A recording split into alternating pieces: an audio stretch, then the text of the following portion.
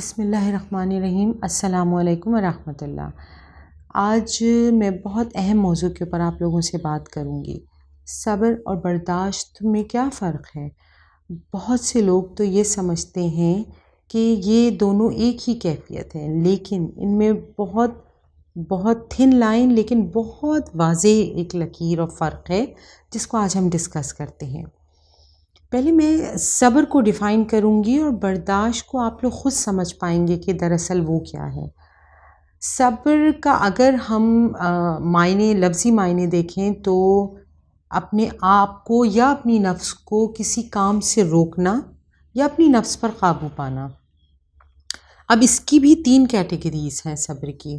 سب سے پہلے آتا ہے صبر المعاصی، یعنی اپنی نفس کو گناہ کے کام سے روکنا۔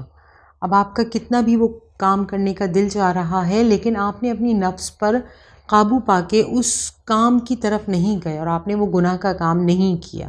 یہیں تک ہے یہ۔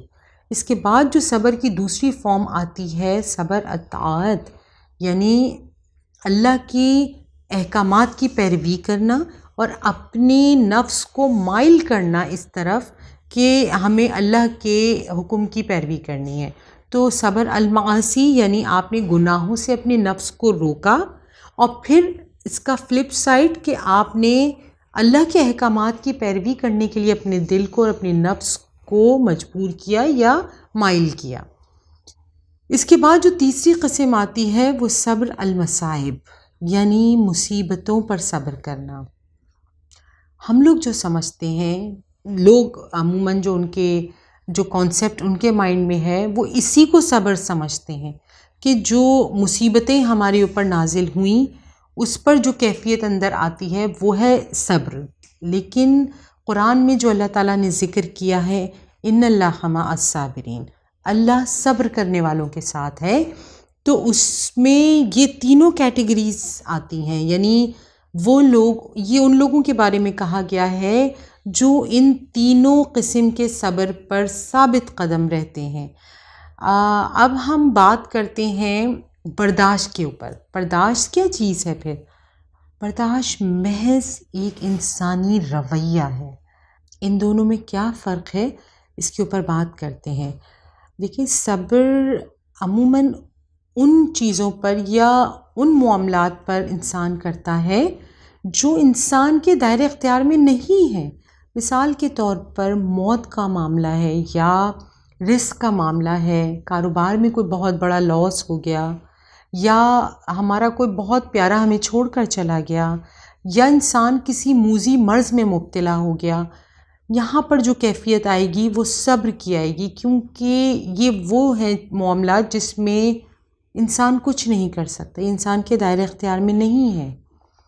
تو یہاں پر جو کیفیت آ رہی ہے وہ صبر ہے۔ لیکن اگر ہم برداشت کی بات کریں تو برداشت تو دراصل سچویشن بیسڈ ہوتا ہے، جس سچویشن میں ہم ہوتے ہیں۔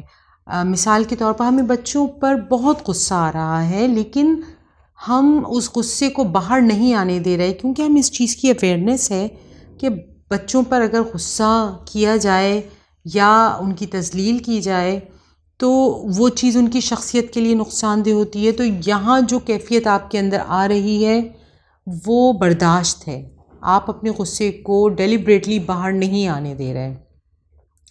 تو یہ صبر کو اگر ہم دیکھیں تو یہ تو اللہ کی طرف سے آتا ہے، انسان طلب کرتا ہے اپنے لیے صبر، لیکن برداشت تو انسان کی اپنے ہی رویے سے ایک جنگ ہے۔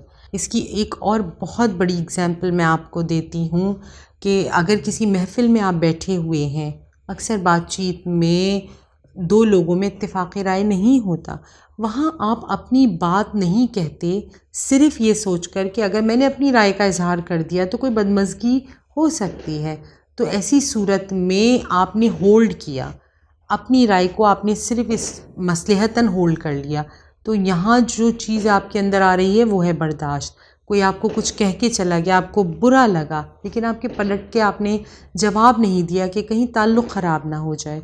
یہاں جو چیز آ رہی ہے وہ ہے برداشت۔ اس کے علاوہ اور بھی بہت واضح فرق ہیں، اور وہ یہ کہ صبر کا تعلق انسان کے باطن سے ہوتا ہے، یہ ایک اندرونی کیفیت ہے، جبکہ برداشت ایک بیرونی کیفیت ہے۔ اس میں بہت سارے ظاہری معاملات ہوتے ہیں، یعنی مثال کے طور پر ہم جہاں رہ رہے ہیں آس پاس ہمارے بہت سارے لوگ ہوتے ہیں، تو جتنے بھی انوائرمنٹل فیکٹرز ہوتے ہیں، جتنے بھی ایکسٹرنل فیکٹرز ہوتے ہیں، وہ اس کیفیت کا حصہ ہوتے ہیں۔ صبر دراصل ایک ہماری ذات تک محدود ہوتا ہے، لیکن برداشت جو ہے وہ صرف ہماری ذات تک محدود نہیں ہوتا۔ مجھے امید ہے کہ آپ لوگ اس فرق کو سمجھ پا رہے ہوں گے۔ بتانے کا اور یہ چیز شیئر کرنے کا پرپس صرف یہ تھا کہ یہ آپ لوگوں کی اویئرنیس میں ہوگی، تبھی تو رائٹ ڈائریکشن میں آپ بچوں کے اندر یہ چیز نرچر کر سکتے ہیں کہ دراصل صبر سے ہمیں کہاں کام لینا ہے اور کہاں ہمیں برداشت کرنا ہے چیزوں کو۔ یہ فرق پہلے خود انڈرسٹینڈ کریں، پھر بچوں کے اندر نرچر کریں۔ انشاءاللہ بہت جلد دوبارہ کسی نئے موضوع پر آپ لوگوں سے بات کروں گی۔ جزاک اللہ۔